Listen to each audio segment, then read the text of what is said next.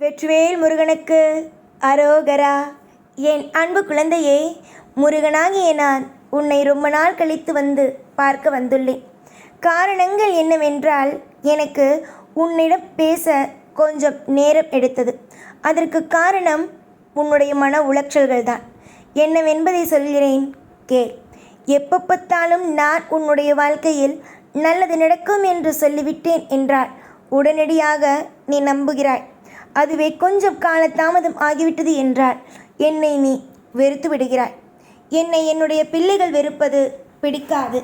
என்னுடைய பிள்ளைகள் எப்பொழுதும் என்னை நம்ப வேண்டும். என்னை ஒரு அழகான ஒரு அப்பாவாகவோ இல்லை நண்பனாகவோ பார்க்க வேண்டும். ஒவ்வொரு நிமிஷத்திலேயும் கலங்கிக் கொண்டே இருந்து என்னுடைய பேச்சுக்கும் மதிப்பு கொடுக்காத இடத்தில் எனக்கு என்ன வேலை? எனக்கு உங்களிடம் பிடித்த ஒன்று தெய்வத்தை நம்புவது. ஆனால் வர வர நீங்கள் தெய்வத்தை நம்புவதே இல்லை. காரணம், உங்களுக்கு நான் எதுவும் செய்வதே இல்லை என்று நினைக்கிறீர்கள். கண்டிப்பாக உங்களுடைய வாழ்க்கையில் நல்லதுகளை செய்வேன். அதுவும் கூடிய விரைவிலேயே நல்லதை செய்வேன். நிறைய இடத்தில் நிறைய விதமான ஏக்கங்களோடு வாழ்ந்து கொண்டு இருக்கும் உன்னுடைய வாழ்க்கையில் எப்படி நான் நல்லது செய்யாமல் உன்னை கவலைப்படுத்தி கொண்டே இருப்பேன்? அதற்கெல்லாம் வேலையே அல்ல. இனிமேல் தான் உன் வாழ்க்கையில் ஒரு மிகப்பெரிய ஒரு திருப்பு முனையை காணப்போகிறாய். கூடிய சீக்கிரமாகவே நீ என்னுடைய ஆலயத்திற்கு வருவாய். எதற்கு என்றால், நன்றி என்ற ஒரு வார்த்தை, நன்றி என்ற பெரிய வார்த்தை கூறுவதற்காக வருவாய். ஒவ்வொரு இடத்திலும் ஒவ்வொரு விதமான மாற்றங்கள் உண்டு. நீ வரிசையாக ஒவ்வொன்றையும் எதிர்பார்க்கிறாய். தங்க பிள்ளையே, எல்லா காலத்திலேயும் எல்லா நேரத்திலேயும் நீ எதிர்பார்க்கும் ஒரே ஒரு விஷயம் என்னவென்றால், உனக்கு நல்லது நடக்க வேண்டும் என்பது. கண்டிப்பாகவே நல்லது நடக்கும். கண்டிப்பாகவே மாற்றம் உனக்கு கிடைக்கும். நீ எதற்காக மற்றவருடைய வாழ்க்கையை பார்த்து பயப்படுகிறாய்?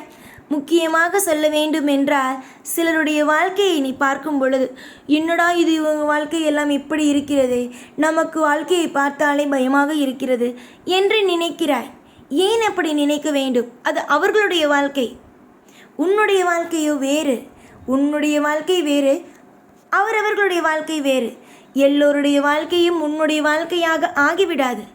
நிறைய நல்ல சந்தர்ப்பத்தையும் நிறைய விதமான மாற்றத்தையும் பார்க்க போகும் உன்னுடைய வாழ்க்கையில் கொஞ்சம் பொறுமையாகவே இரு.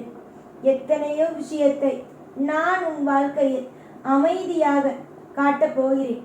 அதுவும் இதுவரைக்கும் எப்படி காட்டினேன்? மற்றவர்கள் யார், மற்றவர்கள் உன்னை பற்றி என்ன நினைக்கிறார்கள் என்பதை தானே உன்னுடைய வாழ்க்கையில் நான் காட்டினேன். இதற்கு பிறகு நீ உன் வாழ்க்கையில் என்ன விஷயத்தை சாதிக்கப் போகிறாய், என்ன விஷயத்தை உன்னுடைய வாழ்க்கையில் நீ பெறப் போகிறாய் என்பதை நான் காட்டுவேன். புரிந்ததா? யோகத்திற்கு எப்பொழுதும் எந்த ஒரு விஷயத்திலேயும் குறையில்லை. யோகம் வரும் நேரத்திற்கு சரியாக உன்னுடைய வாழ்க்கையில் ஒவ்வொன்றிலும் யோகத்தை கொடுப்பேன்.